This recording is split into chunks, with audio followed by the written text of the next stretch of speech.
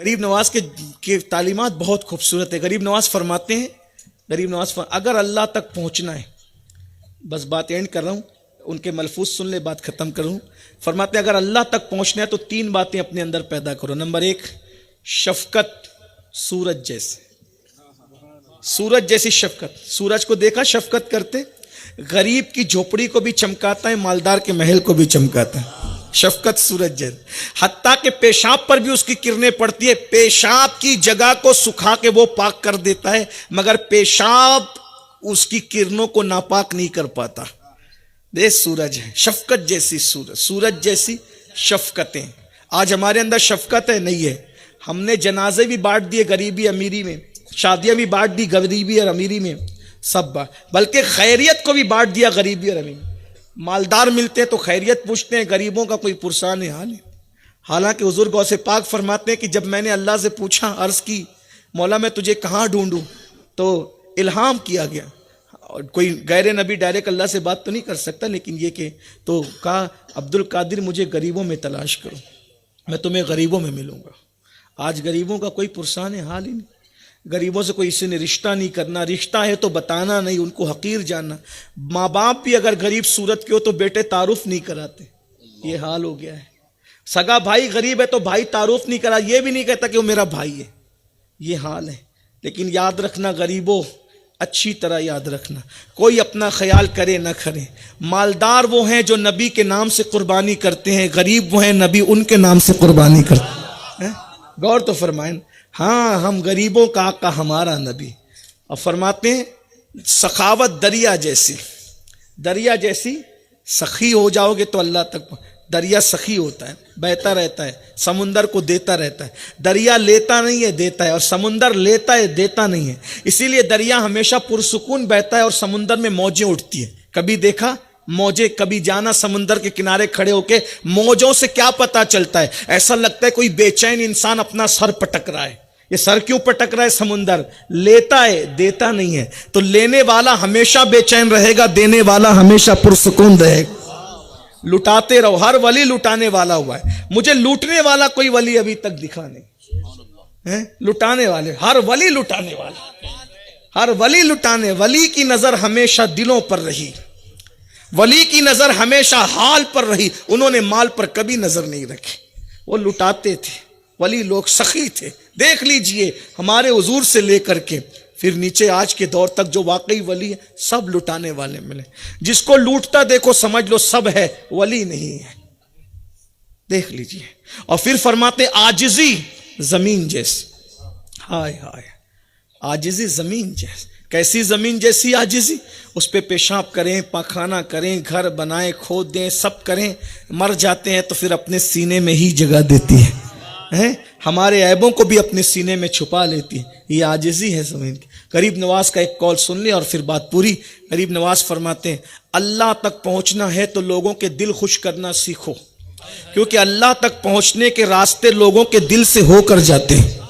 یعنی ہاتھ میں تسبیح، بغل میں مصلی، سر پہ قرآن، سب کر لے، اگر تو لوگوں کا دل خوش نہیں کر سکتا بندے، تو اللہ تک پہنچ بھی نہیں سکتا. آج ہم اللہ کے بندوں کا دل خوش کر پاتے؟ نہیں کر پاتے. اس سے جھگڑا، اس سے جھگڑا، اس سے جھگڑا، اس سے جھگڑا.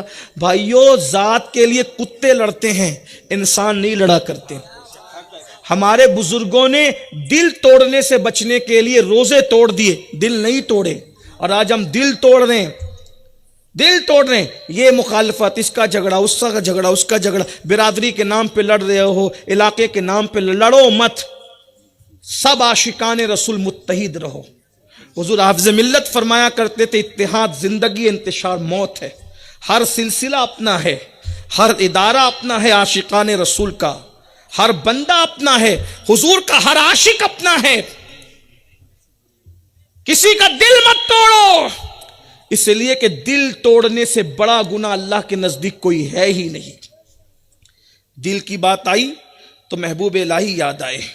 سرکار محبوب الہی نظام الدین اولیاء اپنی کتاب میں فرماتے ہیں کہ ایک دن ام المومنین سیدہ عائشہ صدیقہ سے فرمایا عائشہ آج ہم تم سے خوش ہیں، جو مانگو مانگ ہم تمہیں دیں گے.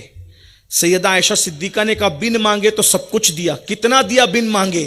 الزام منافقوں نے لگایا تو سورہ نور نازل ہو گئی قرآن میں. یہ بن مانگے ملا تھا نا, جس کے بستر پہ قرآن آیا بن مانگے ملا نا. سب تو بن مانگے, اب مانگنے کی بات کرتے تو مانگ وہ لو. ابا سے پوچھا صدیق اکبر سے, بابا کیا مانگوں, بابا کیا مانگوں؟ حضور نے کہا بیٹی ان سے اتنا پوچھ کہ معراج پر گئے تھے تو کیا کیا باتیں ہوئی تھی, اور حضور جو بتا دیں مجھے بتانا بھولنا مت. صدیقہ نے کہا یا رسول اللہ, آپ نے کہا جو مانگیں گے دیں گے, معراج کا راز کسی کو نہیں بتایا, مجھے بتائیے. کہا ایک بات بتاتے ہیں کیونکہ وعدہ کیا تھا. فرمایا میرے اللہ نے مجھ سے کہا محبوب تیری امت میں کتنا بھی بڑا پاپی مجرم گنہگار ہوگا لیکن ہم اس کو جنت دیں گے, اور وہ بھی بے حساب دیں گے, کیونکہ اس کا عمل ہوگا وہ لوگوں کے ٹوٹے ہوئے دلوں کو جوڑنے والا ہوگا. جو دل جوڑے گا ہم اسے بخش دیں گے, بے حساب جنت دیں گے. صدیقہ نے سنا تو خوش ہو گئی, وہ تو نہایت سستا سودا بیچ رہے ہیں جنت کا. خوش ہو گئی, بے حساب جنت میں جانے کا پتہ چل گیا. دل جوڑتے رہو جنت میں چلے جاؤ. بابا سے کہا بابا کتنا آسان راستہ دیا جنت کا کہ جو دل جوڑے جنت میں جائے. صدیق رونے لگے. کہا بیٹا تو نے ایک رخ دیکھا نا, دوسرا رخ بھی میں دیکھ رہا ہوں. کہا کیا؟ کہا اگر دل جوڑ لے تو بڑے سے بڑا پاپی بے حساب جنت میں چلا جائے, لیکن اگر دل توڑ دے تو بڑے سے بڑا متقی بھی جہنم میں جا سکتا ہے. اسی لیے دل مت توڑو. گالیاں دیتے ہو, تانے دیتے ہو, جھگڑا کرتے ہو, جس کے پاس طاقت ہے قوت ہے غریب کو دباتا ہے, پڑوسی کو دباتا ہے, چھوٹوں کو دباتے ہو, مت کرو. ایک بات سن لو, بات تو پوری ہو گئی, لیکن دل ایک طرف ٹوٹنا ہو اور ایک طرف روزہ توڑنا ہو, ٹوٹنا ہو. روزہ توڑ دو, دل مت توڑ. یہ صوفیہ کا مسلک ہے. حضرت ہمارے امام ہمارے مرشد امام حسن بصری رضی اللہ تعالیٰ نفل روزے سے تھے. نفل ویسے ہمارا مسلک بھی کہ بار شریعت اٹھا کے دیکھے پتہ چلے گا. اگر کوئی بندہ دعوت دے رہا ہے کہ کل میرے گھر دعوت ہے اور آپ نے روزہ رکھنا ہے کل نفلی, تو دعوت آ گئی تو روزہ چھوڑ دو. کیوں؟ تاکہ اس کا دل نہ ٹوٹے. نفلی روزہ رکھنے سے افضل ہے دعوت کا قبول کرنا. دیکھ رہے ہیں, یہ اپنا مسلک ہے, یہ اپنے بزرگوں کا راستہ ہے. تو امام حسن بصری روزے سے تھے, رستے میں جا رہے تھے, دیکھا بیچتی پانی بیچ, اور رو کر کہتا ہے لوگوں میرا پانی خرید دو, صبح سے کسی نے خریدا نہیں, بچوں کے لیے کیا لے جاؤں گا. امام حسن بصری نے پانی لیا, بیٹھ کے پینے لگے. پانی پی رہے تھے تو کسی مرید نے ٹوک دیا, حضرت آپ کا تو روزہ ہے نا, روزہ توڑ دیا آپ نے. آپ نے کہا بیٹا نفلی روزہ تھا, آج توڑ دیا, کل انشاءاللہ اس کی قضا کر لوں گا, لیکن اس میرے مسلمان بھائی کا دل ٹوٹ جاتا تو اس کی قضا کب کرتا.